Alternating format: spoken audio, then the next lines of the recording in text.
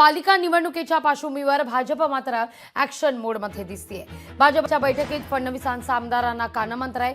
Contract आणि टेंडरच्या मागे लागू नका असं फडणवीस सांगतायत। विकास कामात मतदारसंघाच्या भल्याचा विचार करा, फडणवीसांचा आमदारांना हा कानमंत्र आहे। विरोधकांआधी सरकारच्या आणि आपल्या पक्षाच्या बाजूने नरेटिव्ह तयार करा असं देखील सांगण्यात आलेलं आहे।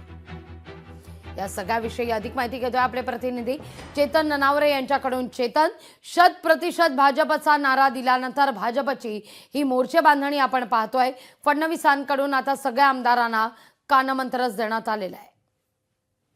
निश्चितच लागवी एकंदरीत जर पाहिलं असेल, आमदारांच्या या डिनर डिप्लोसीमध्ये मुख्यमंत्र्यांनी स्वतः भाषण केलेलं आहे आणि 3 गोष्टी महत्त्वाच्या सांगितलेल्या आहेत। एक म्हणजे स्थानिक स्वराज्य संस्थांच्या निवडणुका येऊ घातलेल्या आहेत, त्यामुळे कंत्राट आणि टेंडर्स घेण्याच्या मागे लागू नका, तर मतदारसंघाच्या विकासाचा विचार करा। दुसरी महत्त्वाची गोष्ट होती की लोकसभा निवडणुकीमध्ये फेक नरेटिव्हचा फटका होता, तो भाजपला बसलेला होता, तर विधानसभेमध्ये आपण नरेटिव्ह सेट केल्यामुळे मोठा विजय महायुतीला मिळवता आला। त्यामुळे स्थानिक स्वराज्य संस्थांच्या निवडणुकीत सुद्धा आपणच नरेटिव्ह सेट करण्यामध्ये यशस्वी झालो पाहिजे।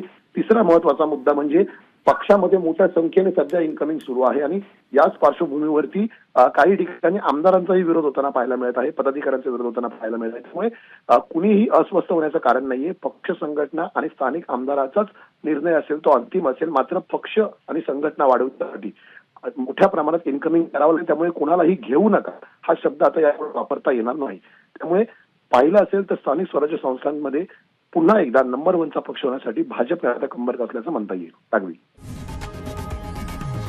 लोकशाही मराठी ऐका, पहा, जागरूक रहा।